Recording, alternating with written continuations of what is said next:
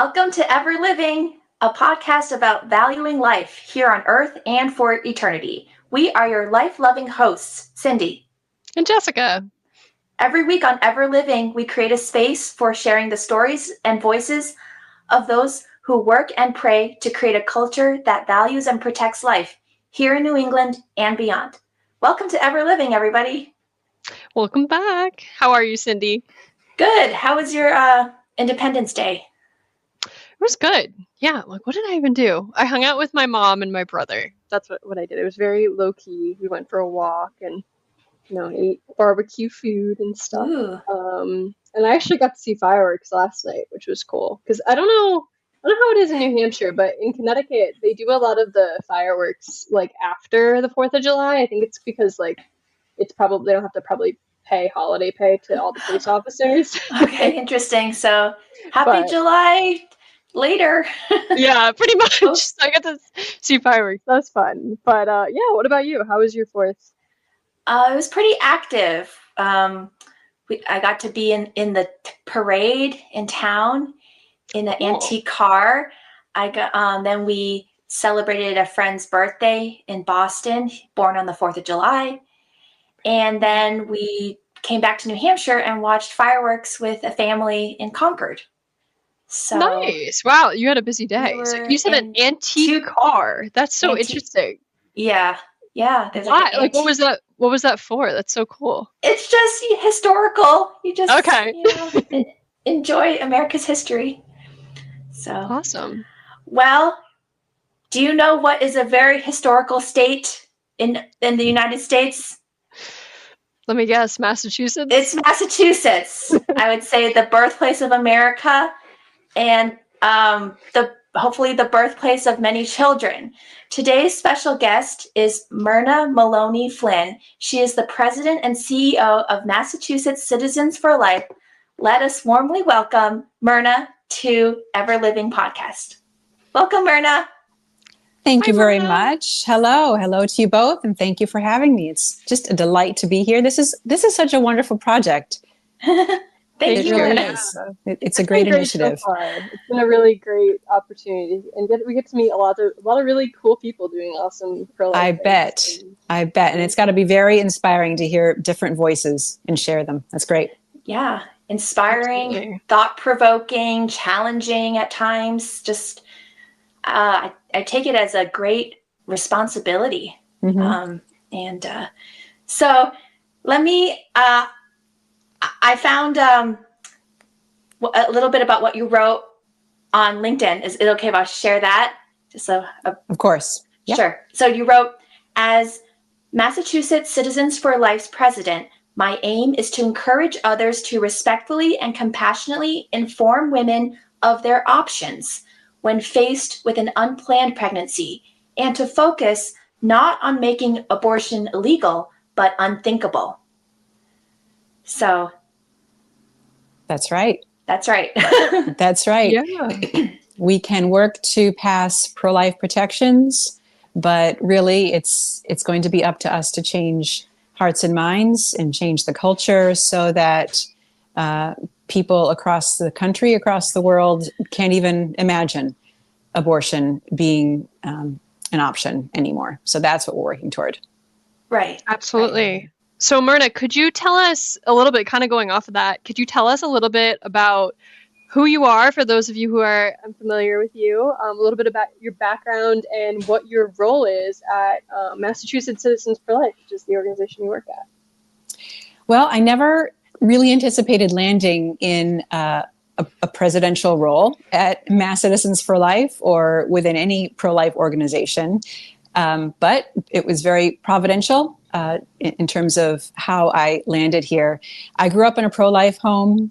I learned when I was about 30 that when my parents were expecting me as a surprise unplanned pregnancy, a family friend approached them actually after Mass one day. And this was in 1974, just a year after Roe versus Wade legalized abortion across the country. A family friend had come up to my parents and told them, there's something you can do now. And I hadn't heard that story until I was 30. pregnant with my own first child. And up until that point, though I had been pro-life, I had been pretty quiet about it. I lived in a pretty radical pro-abortion area. All of my friends were abortion rights advocates at one extreme, or just I knew how they felt. Maybe they were quiet as well, but I knew that we didn't share the same pro-life viewpoint.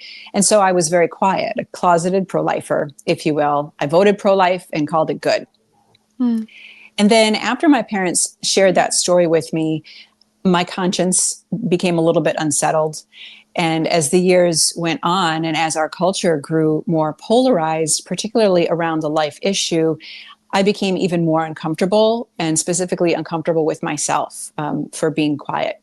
And it ended up being sort of a professional instance where I was finally convinced to start speaking up. And I had worked for several years on college campuses, very radical, very progressive college campuses out in Western Massachusetts. And so I had sort of been, over my head in a radical pro-abortion viewpoint. And it wasn't until a strategic planning session where my boss at the time tossed out an idea, and her idea for the future was, let's put a clinic upstairs in our building. And she said that, and I knew exactly what kind of clinic she meant. And I quit pretty much the next day. And I started Googling how to get involved in Massachusetts in the pro-life movement. And then one step after another led me, again, very providentially, to Massachusetts Citizens for Life, to the board, to volunteering my time, to working in a communications and marketing role for the organization, and then eventually working my way up to the presidency. And that's where I've been for the past, 7 years. So it's been a ride, but a lovely one. Wow. That's incredible. Myrna, you obviously I've known you for a while now, but I don't think I've ever heard some of those pieces of your stories. That's crazy. Like, it really does seem like God really, it was providential that you ended up in the role that you are in today. Absolutely. I believe that every day. It's not an easy job. It's still scary to speak out, but boy, oh boy, does it feel a lot better than being silent and not speaking out at all. Absolutely. Yeah. Well, you're doing really great work, obviously, in a state like Massachusetts. So, obviously, I think most people probably know that, Massachusetts is a hard state to be pro-life in sometimes. But I guess if you could give a little bit more background, has Massachusetts always been so radical of a state in terms of pro-abortion laws, or is this kind of been a thing? How has Massachusetts changed over time in terms of being pro-abortion, I guess? Well, I think, in the 80s, Massachusetts, which has always been a heavily Democratic state, Massachusetts had the benefit of a very large Catholic population, the Kennedy family, and sort of the pro-life Democrat wing, and a very strong, vocal pro-life Democrat, and also the pro-life Republicans. I mean, so it was a more unified issue in past generations. And again, I think over the last 30, 20 years, things started to kind of fall apart when the Democratic Party really became so focused on abortion. And, nationwide, we saw their focus go from the Clintonian message of abortion should be safe, legal, and rare, to the current message of the Democratic Party, which is abortion on demand for any reason, no questions asked. So that has really taken root here in Massachusetts because the pro-life Democrats have really been silenced themselves. And again, looking at what Massachusetts specializes in for industry, we've got higher education and we've got healthcare, two of the most progressive, traditionally the most progressive industries. And so you kind of combine all of those aspects together, and it's really not surprising that this is such an unfriendly state to pro-lifers. But, I think technology has been very helpful to start turning the tide, because not everybody here is completely irrational. There are a fair number of irrational people, but there's a pretty significant middle that we're trying to reach. And we know once we have conversations with them that they do want to help women, that they're not opposed to the very extreme abortion laws, like partial birth abortion, like abortion up until the moment of birth or even past birth, not helping a baby that survives an abortion. There's a huge chunk of the population that wants nothing to do with that kind of extreme abortion law. And so those are the people who we are hoping to reach and make them feel that it's okay to speak out on those aspects of this issue, and then work back from there. It's sort of an incremental approach.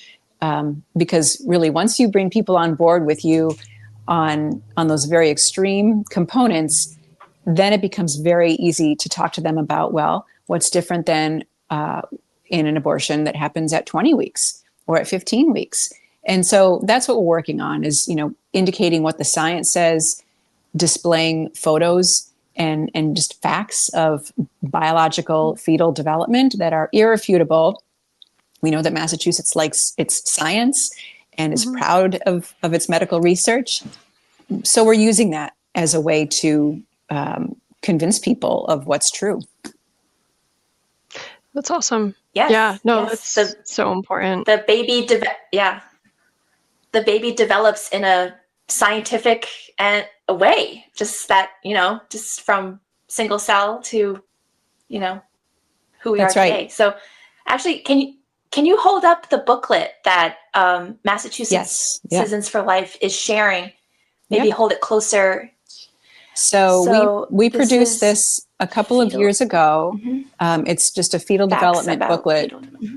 So it's pocket size, it's 32 pages, and it was really designed for middle school students and high school students. Our goal is to, get these booklets into the public schools, because our science curriculum frameworks here in Massachusetts don't require fetal development to be taught in their classrooms. So we are hoping to supplement that curriculum with these booklets.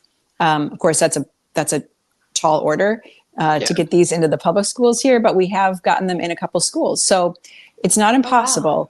But what we're finding is that, when students see these images and read the very simple facts that accompany the images, they see very clearly, very quickly, what happens at the early stages of pregnancy all the way up to birth.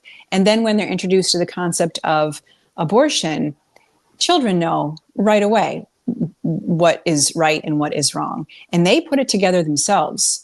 The group moderators or our speakers don't even really have to make that connection for them. They do it themselves. And that's what's beautiful about these booklets. So we've worked with youth groups and homeschooling networks to really just plant the seed with our youth. And we know that when you plant the seed young, those individuals grow up and they're natural pro-life advocates. So that's one way that we're working to change the culture. And it's a long game. We know that, but we know that it works. Yes. That's awesome. Because they're, like, when they start to grow up, there could be a pro-abortion message that is being, repeated to them, the children over and over, so that they only hear one side, they don't hear the truth of. Well, in this booklet, they see very clearly that there is a second body at stake. When we hear women say, "My body, my choice," well, it's pretty obvious this is a separate body. And I think, again, that's a connection that if we plant that seed early, that argument then falls apart pretty quickly as well. And, the other great thing with these pregnancy resource centers here have requested many, many copies for their centers, because ultrasounds, as we know, that pregnancy resource centers provide to women in a crisis pregnancy, those ultrasound images are critical. And we know that when women see their babies on a screen, they are more likely to choose life. No questions about that. They're very successful. The thing is, ultrasound images are not detailed enough to show what a baby looks like at 7, 8, 9 weeks, whereas these booklets do include those images. And so we're helping women to choose life at PRCs as well. That's awesome. So Myrna, if is there a way for our listeners to get a hold of these booklets for their own use? And yeah, how would they go about doing that?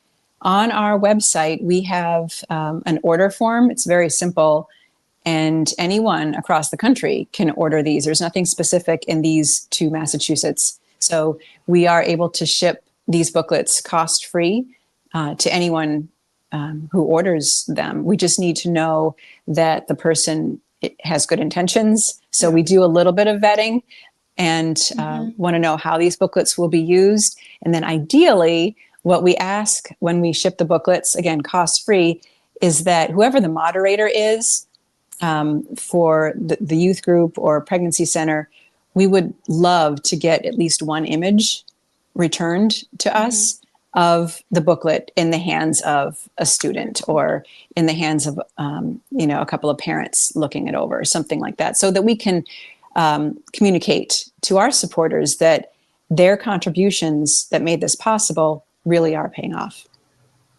That's amazing that they're free. That's really, really, really wonderful. No, it's all donor supported. Yeah, no, and so yeah, I feel like that's just education is such an important thing, and especially if the schools aren't doing it. So you mentioned that you've been able to get these booklets into a few schools. What would be your advice for, say, we have a listener who watches this and really wants to order these booklets and is like, I want to get these into my local public school. What would you suggest, or public school or just any school in general, what would you suggest would be the next steps of how to go about that process of getting these books into the hands of students in schools? What's worked for us is personal relationships. So in the schools where we have actually gotten these into the classroom, it's because we knew somebody who knew somebody in the biology department, or, in one case, it was a pregnancy care center staff member whose friend is a biology teacher in a high school down the road. So we were able to sort of use that connection. And the bio teacher herself was pro-life. And so she was more than happy to have these booklets brought into her room and kind of introduce them to her school. So more educators than you would think do have a receptive tendency when they see what these are. So it's possible, but I think it is all about relationships and kind of leveraging those to get these into the hands of students. That's awesome. No, that's a wonderful. I'm actually I'm a Massachusetts middle school science teacher myself, so I'm very interested in bringing this into the classroom. Fantastic. Fantastic. The website is www.mass-citizens-for-life.org. And then on the homepage, you can just go right to the fetal development booklets. That's awesome. Yeah, I don't see any reason why people wouldn't want to see life in the womb. And, let's look at it. Let's understand it. Let's not hide it. Let's not deny it. That's right. That's right. It's a very gentle approach. It's gentle and it's truth. And so you can't refute the truth. Absolutely. Yeah. Well, thank you for sharing that, Myrna. Could you tell us are there any other projects that Mass Citizens for Life is working on, or ways that our listeners can get involved with you guys? What are some tangible ways they can get involved with you? We need help with a new initiative that we just launched on Father's Day. And that is an adoption and foster care initiative that we have just added to our website. And if you can believe this, Mass Citizens for Life is 52 years old. And in all of those 52 years, this organization has never produced any kind of literature or public awareness efforts regarding the foster care system here or adoption. as a pro-life avenue. And so we're doing that now. Again, it's very belated, but we are very excited to launch this initiative. And the number one way that we think we're going to communicate to viewers and visitors to the website about the value of adoption and the need in the foster care system is by telling stories. Stories of foster care parents, about their experience, about what it's like to become licensed, about what it's like to welcome strange children into your home only to have them be returned to their parents and reunify in a safe way, potentially down the road. What it's like to deal with the Department of Children and Families and all that that involves, especially in Massachusetts.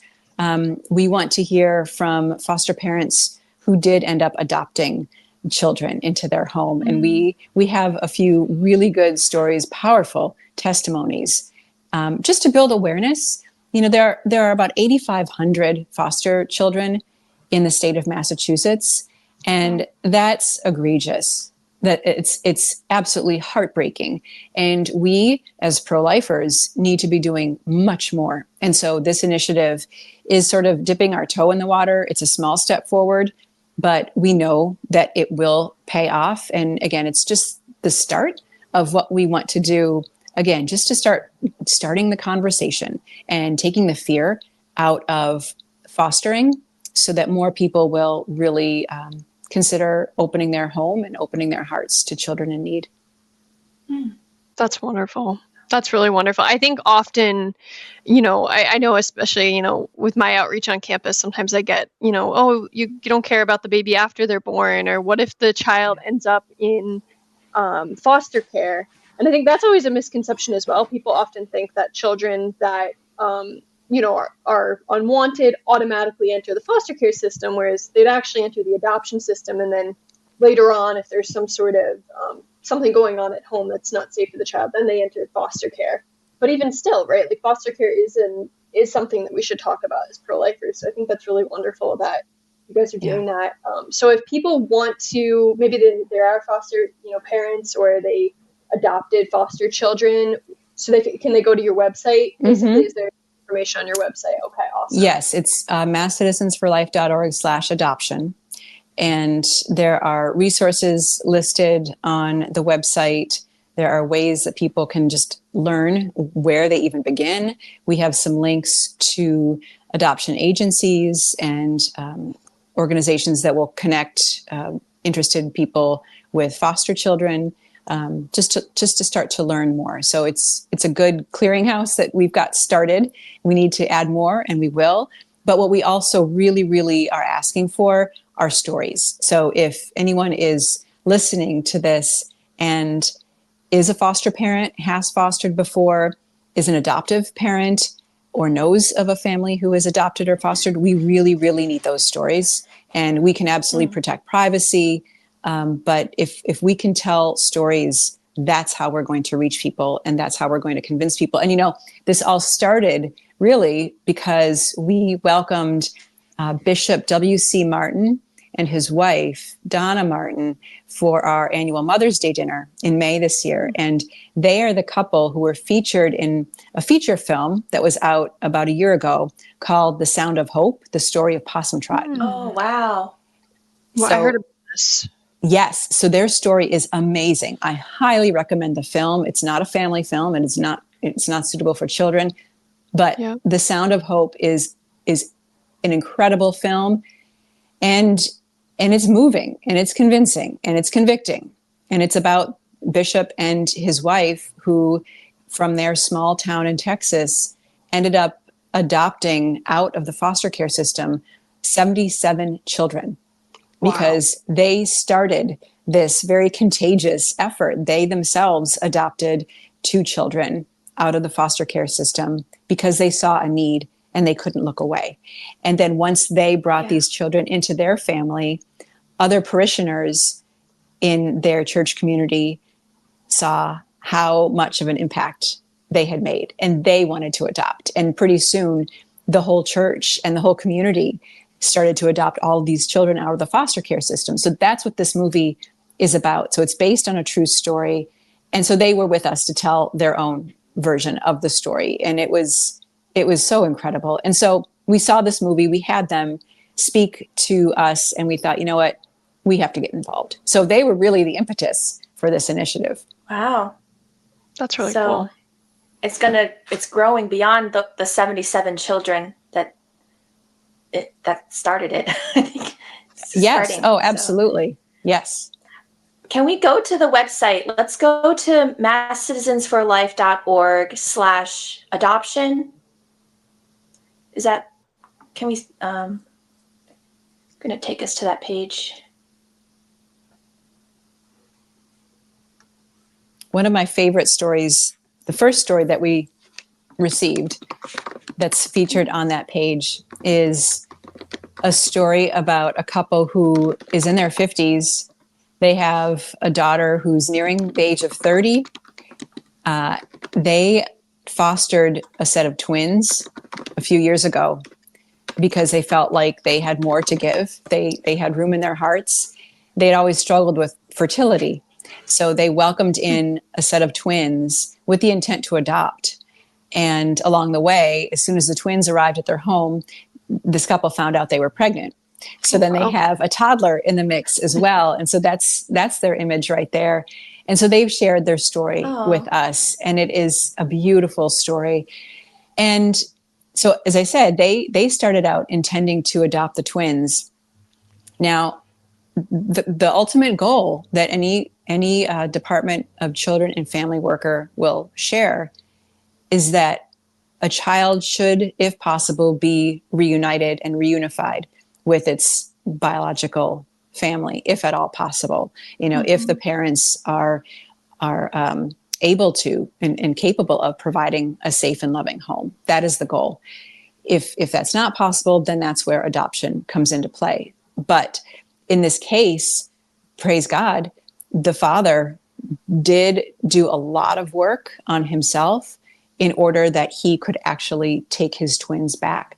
And so this couple, God bless them, they had these twins for 2 or 3 years, I think, and just recently sent them home with their father. And again, praise God for that, because that's the goal. But they are saints in the making, because it really does take a very, very strong person and couple. And I think a couple of faith, probably their faith carried them through. Absolutely. But how beautiful that these children had their home to be in for those critical years. Absolutely. Wow. That's such an interesting issue, and such an interesting, unique situation. But it's like, thank God for all these families that are willing to be foster parents, and we need more. And I don't know if you've ever seen the movie Instant Family. Came out in 2018.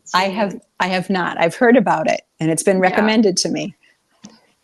That's a great movie too, about the foster care system and a family who, takes in children, teenage children as well, from the foster care system, which is really interesting. So would recommend.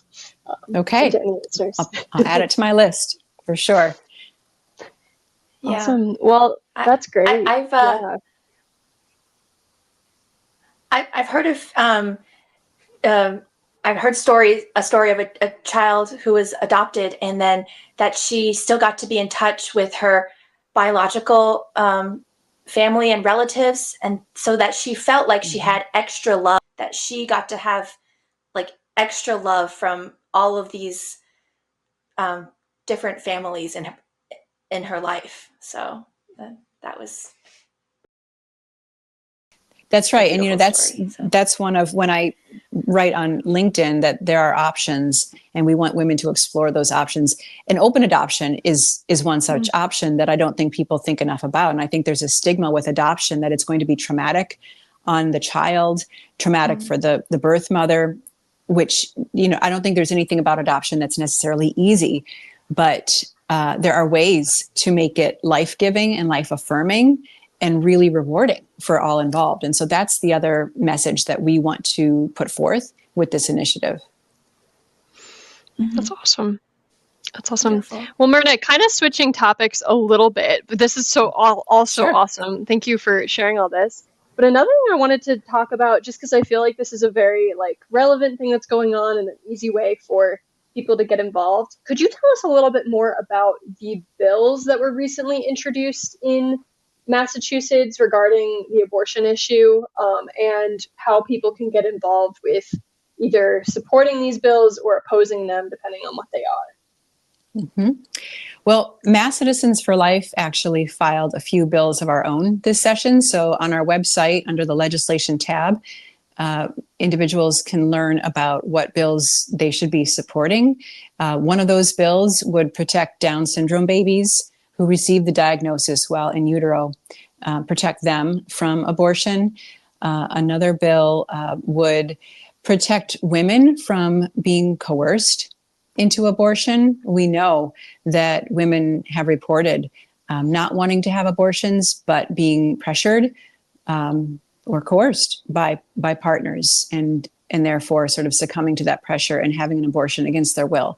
So we have a bill that we're hoping to really promote that component of this issue, because we hear so often that abortion is a choice, and it's a very personal choice that every woman should have.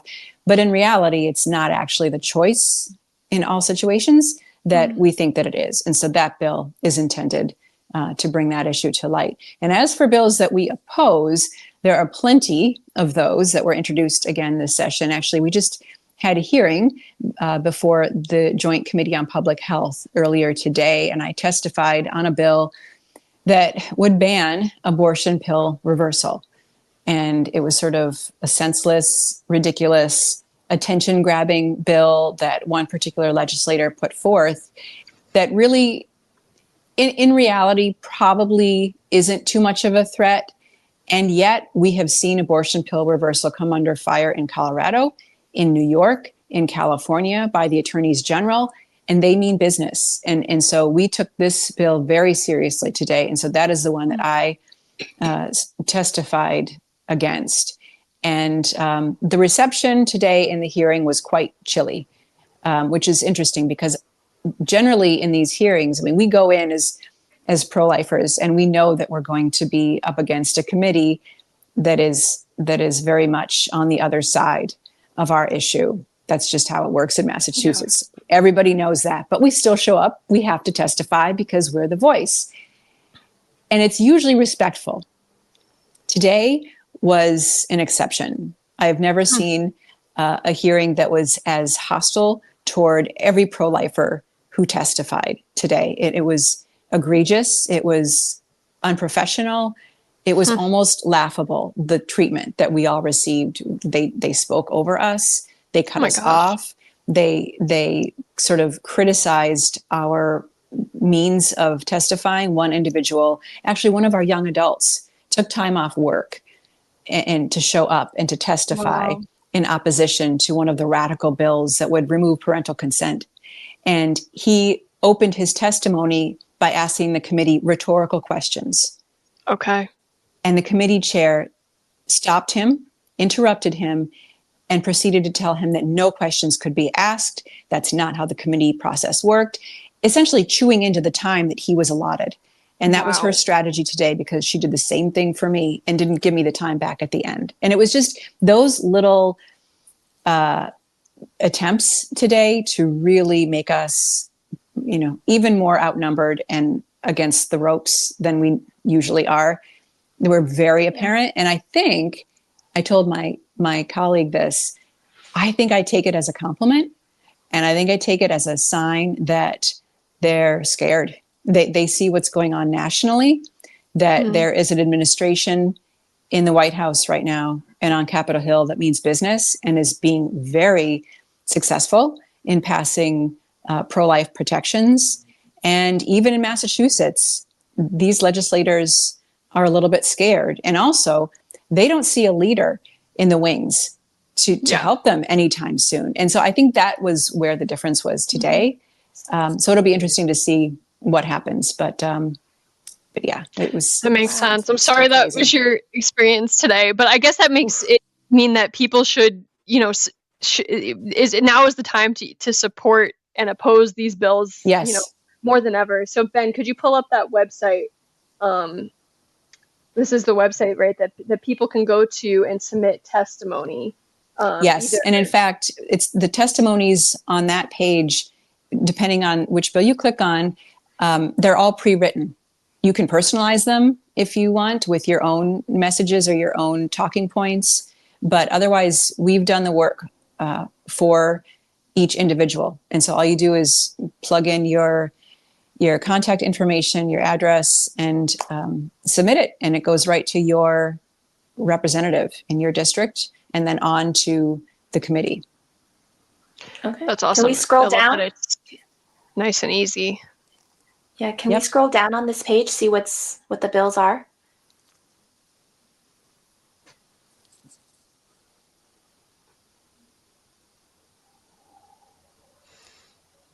Awesome. So I saw on the top the one, protecting babies who have Down syndrome from abortion. I feel like that's right. A pretty common sense law or bill to be proposed. So that would be great to see that passed. And I know you mentioned that you testified against the bill that would ban abortion pill reversal.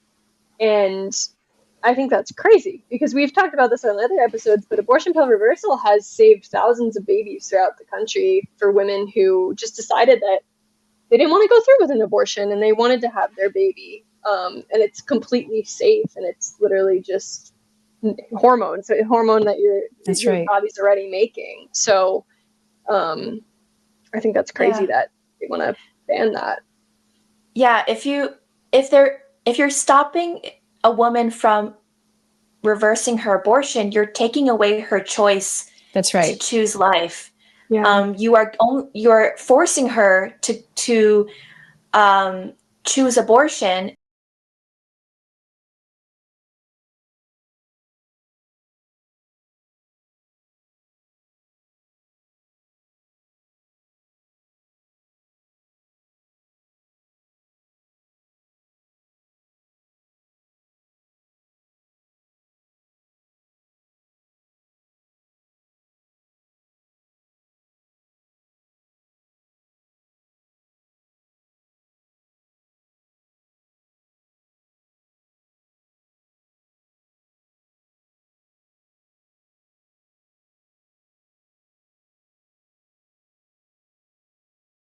Yeah, it seems like the opponents to abortion pill reversal are just not wanting to let these children live.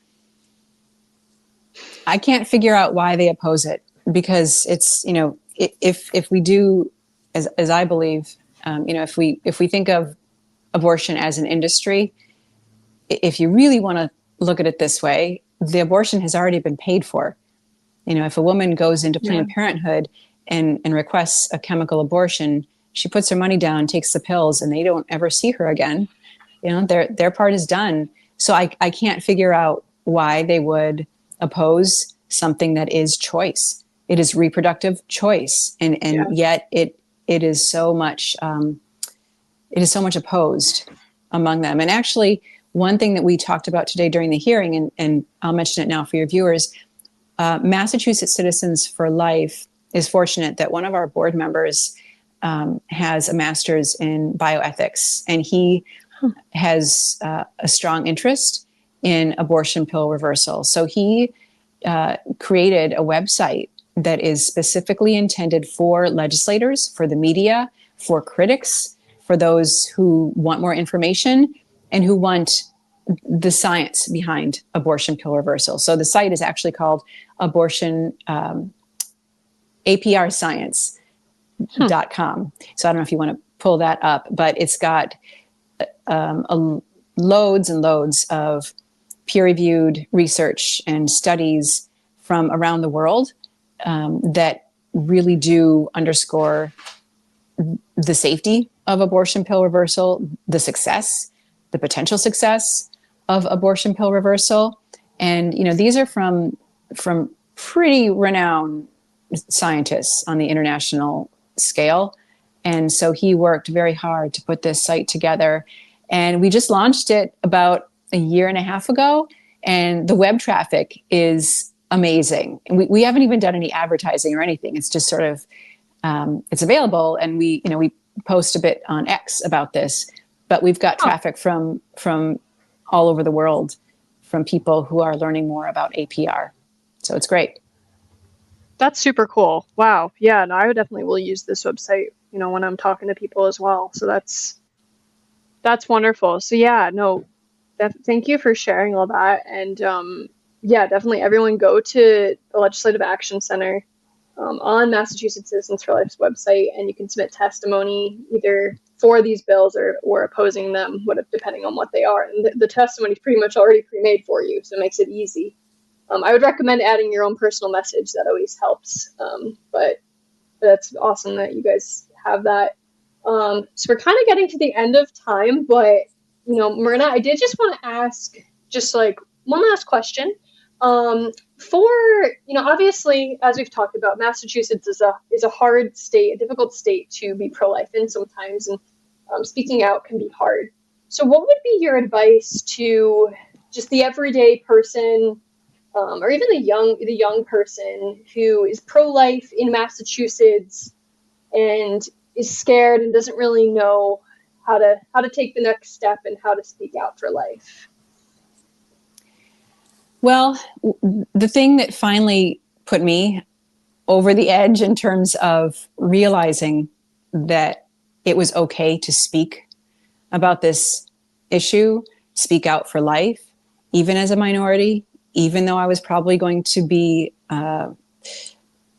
struck down for it in some way. I just realized one day, very simply, that I'm not the one who's trying to take a life. I'm not on the side that's trying to spread lies to women to make a profit. And once you realize those truths, then there's nothing stopping you. There's no reason to not become involved, to not use your voice. Because the thing I realized too, I stayed silent for decades because I was too scared, or I thought that other people were dealing with this, or I thought that voting was enough.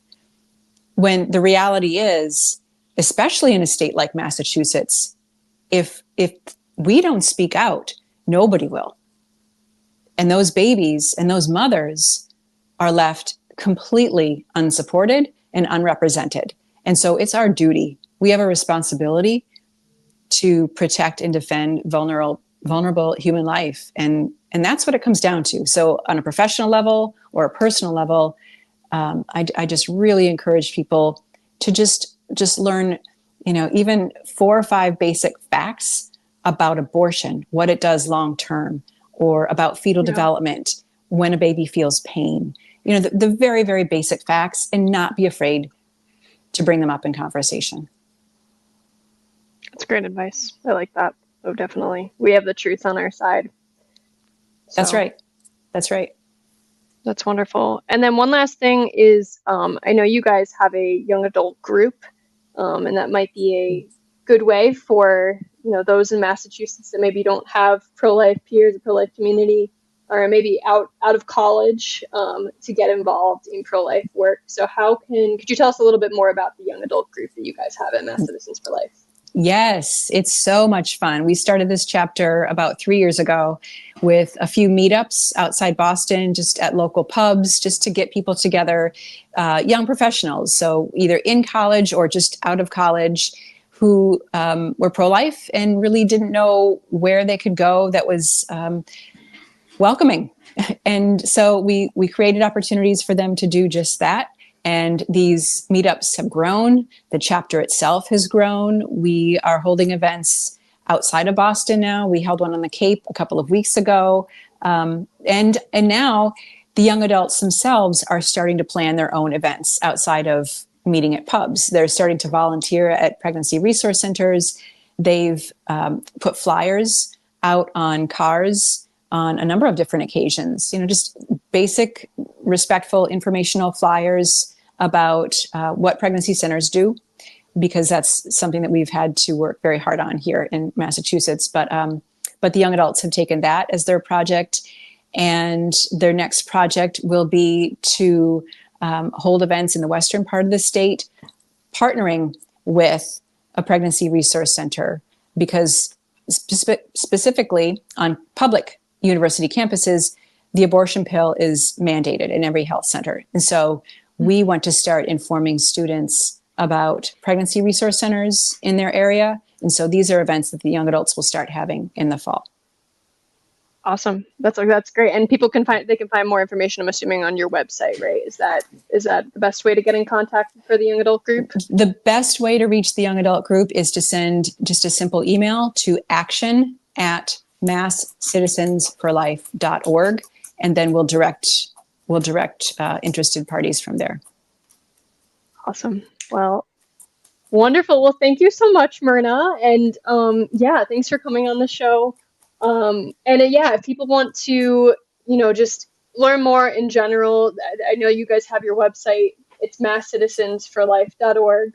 And then you're also on Instagram. It's @massprolife. And then are you on any other social media platforms as well? Mm-hmm. We're on LinkedIn. We're on X, Facebook. And I think that's it. Awesome. On YouTube. Yeah. On YouTube. Yes. Great. Well, thank you again. Thank you for sharing everything you're doing. It's my pleasure. Citizens for Life. You guys are doing great work. So thank you. And thank you for having me. It was a pleasure to speak with you both.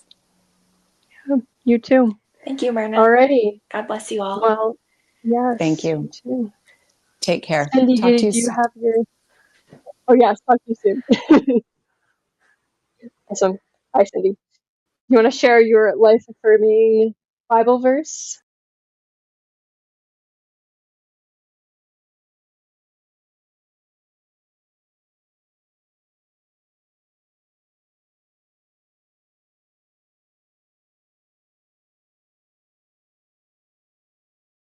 Well, I'll share the one that Myrna shared with us before we started. She shared from Luke 21, verse 12. But before all this, they will lay their hands on you and persecute you, delivering you up to the synagogues and prisons, and you will be brought before kings and governors for my name's sake. This will be your opportunity to bear witness. Settle it therefore in your minds not to meditate beforehand how to answer, for I will give you a mouth and wisdom, which none of your adversaries will be able to withstand or contradict. So that's a beautiful verse. That Jesus will give us the mouth and wisdom to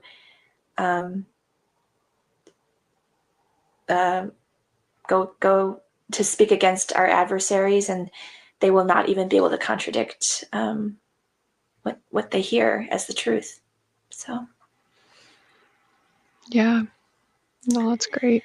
This episode, I can share what I picked if you'd like. I picked Psalm 127, 3-5, which is, sons are indeed a heritage from the Lord, the fruit of the womb a reward. Like arrows in the hand of a warrior are the sons of one's youth. Happy is the man who has his quiver full of them. He shall not be put to shame when he speaks with his enemies in the gate.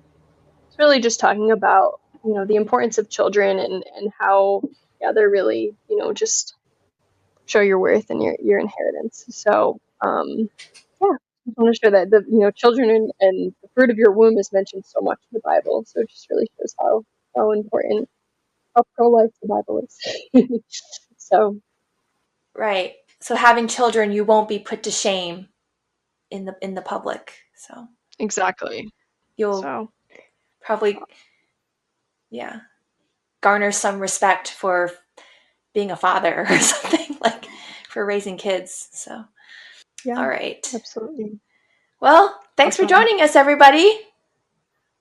Yeah. Have a good week. We'll see you next week. We'll see you next time. Thank you for listening to the Ever Living podcast. If you have scripture, questions, or things you'd like to share, please please feel free to email us at everlivingpod@gmail.com. Also, make sure to follow us on Instagram at ever.livingpodcast. And if you like this podcast, please make sure to subscribe and share with a friend, and give us a 5-star review.